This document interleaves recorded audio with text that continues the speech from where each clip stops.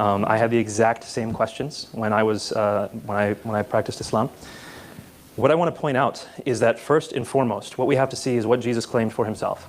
Now, the secondary stuff that follows, the theological unfolding or unpacking of what he said, we can spend years and years debating what it means. But what did he say about himself? That's the first thing we want to look at. So again, that's a historical perspective. Theologians argue all day long, back and forth, back and forth. You know, theologians argue all the time, and I just sit back and watch and smile because you can't really prove it one way or another. But when it comes to historical events, we can show with relative degrees of certainty, if the evidence is good, if the records are good, what the most likely conclusion is. So first, and let me give you an answer before, if you feel like interjecting, we can talk afterwards. First, I want to point out you are absolutely right. The term Trinity is not used till the end of the 2nd century. What is the doctrine of God called in the Quran? In Islam, what is the doctrine of God called? Tawheed. Tawheed. Is that in the Quran? No, the word Tawheed. The word Tawheed is a derived word from Ahad. Alhamdulillah, Yes. good. So you understand, the word Tawheed is not itself in the Quran. In the same way, the word Trinity is not itself in the Bible. This doesn't pose a problem. The Shahada is not found in the Quran. You have the components of the Shahada in the Quran, but you do not, you do not have La ilaha illallah Muhammad Rasulullah in that way found in the Quran. The components are found in the Quran.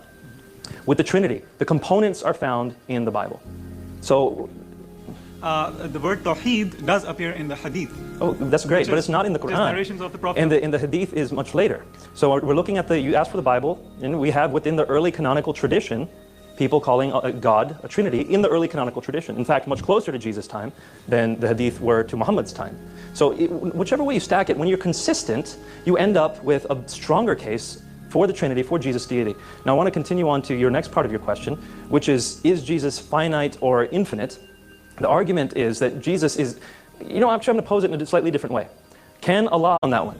It seems to be pretty clear that Allah can emanate His voice from a physical place. He can be in a physical place in a sense.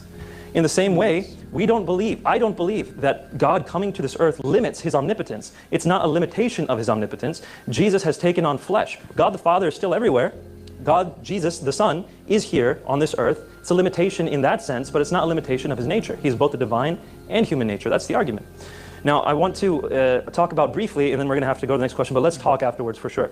You asked about the Son of Man. You said He's not calling Himself the Son of God, He's calling Himself the Son of Man.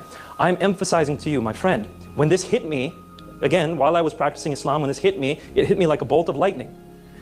The claim Son of God, according to Jews at that time, was not anything divine. Adam was called the Son of God. Solomon was called the Son of God. In the Psalms it says, you are gods. It's not a divine claim to call someone a son of God. But when someone refers to that Son of Man coming on the clouds of heaven, who's going to receive glory, authority, and sovereign power, and people of every nation